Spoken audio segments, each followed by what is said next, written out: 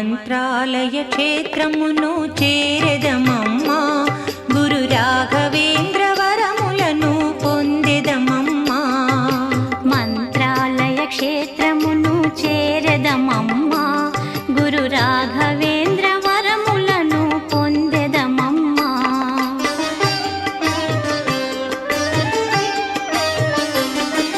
తరించే తుంగభద్ర వాహిని తాను కడిగే హరిభక్తుని పాదము దాని ఫలమే నేటి పుణ్యక్షేత్రము